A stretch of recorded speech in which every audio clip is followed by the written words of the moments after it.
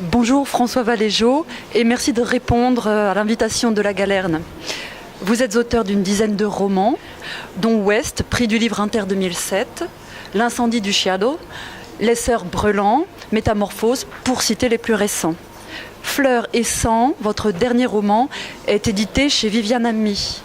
Fleur et Sang, c'est deux personnages principaux, un même nom, deux parcours, une même profession, deux époques, un même livre.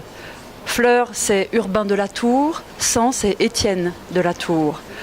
Pouvez-vous nous raconter le commencement du roman, le début de Fleur et le début de Sang ?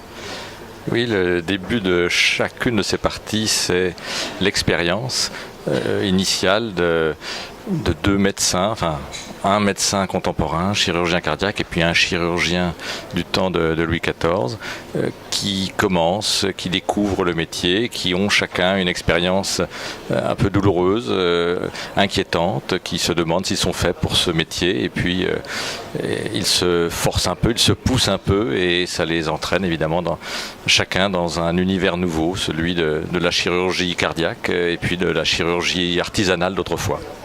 Alors justement, pourquoi avez-vous fait le choix d'en faire des chirurgiens, ces deux héros ? Le point de départ pour moi était un groupe de gens de ma famille qui étaient des chirurgiens d'autrefois, du XVIIe, du XVIIIe siècle, dont j'avais eu connaissance, que j'ai un peu étudié. Et donc, à partir de leurs itinéraires et ce que j'avais pu glaner sur eux, eh bien, j'ai conçu ce projet de raconter leur vie. Mais comme je ne voulais pas être seulement dans un récit nostalgique, j'ai aussi transposé cette histoire au présent.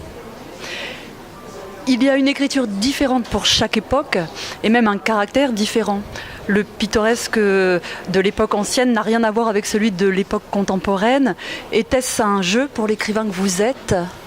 Alors, c'était à la fois un défi, un plaisir et donc une forme de jeu. Quand on se lance un défi et qu'on y trouve de la joie, c'est la définition du jeu.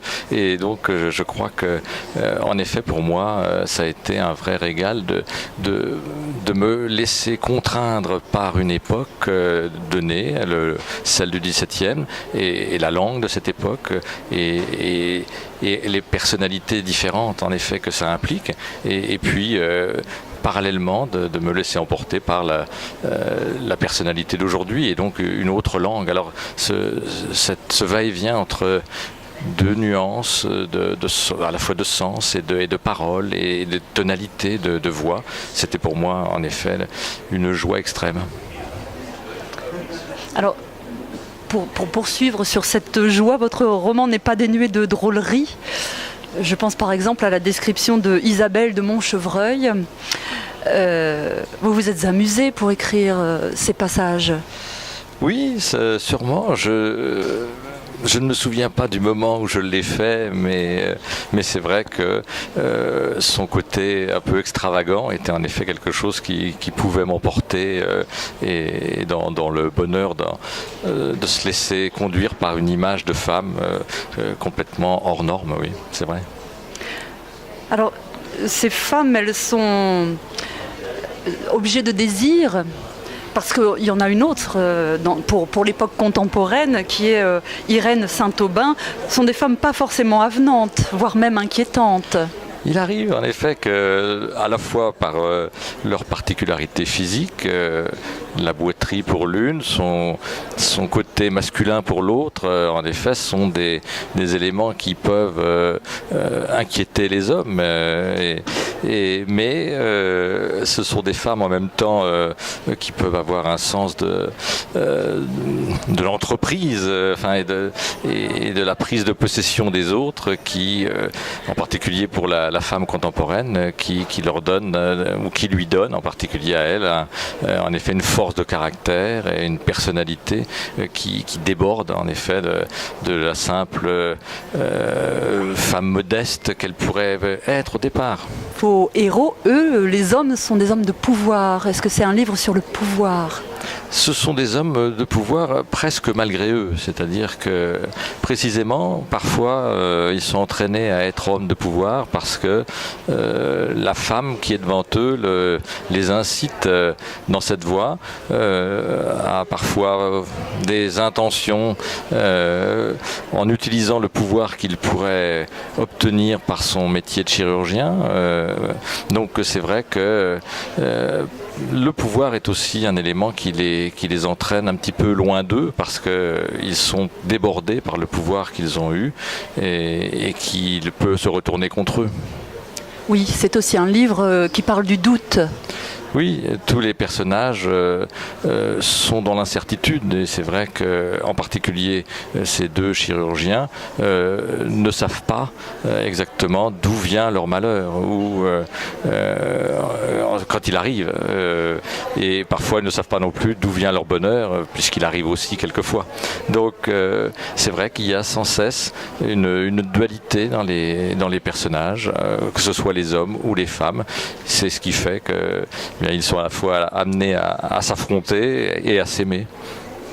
Il y a donc deux époques. Est-ce que vous les avez écrits en parallèle, rédigés en parallèle, ces deux histoires, ou elles se sont répondues? Dans un premier temps, je les ai rédigées chacune de leur côté, et puis quand elles se sont intégrées l'une à l'autre, évidemment, j'ai réécrit de nouveau. Et là, d'un seul coup, j'avais une écriture simultanée pratiquement. Donc, il y a eu deux étapes dans le travail, ce qui fait que, évidemment, des liens se sont établis de plus en plus entre chaque histoire. À la lecture, et en ce qui me concerne, je trouvais que c'était un peu déstabilisant, ces deux récits. On ne sait pas où on va. Est-ce que c'est aussi pour l'auteur que vous êtes un jeu de déstabiliser le lecteur?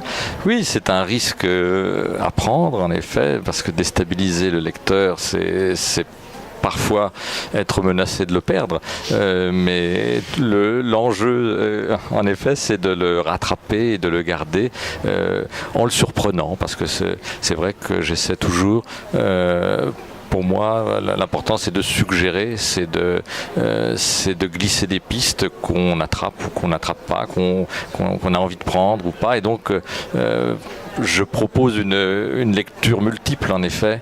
Et c'est ce que j'espère des lecteurs, c'est qu'ils soient partants pour aller dans plusieurs directions. Pour terminer cet entretien, une dernière question. Quel livre ou quel auteur aimeriez-vous partager ou faire découvrir à vos lecteurs? Peut-être que je n'ai pas besoin de faire découvrir Maëlys de Kerangal, par exemple, qui, avec Réparer les vivants, récemment, en effet, a eu beaucoup de succès, mais c'est vrai que c'est un auteur que j'apprécie particulièrement. Merci beaucoup, François Valéjot. Merci.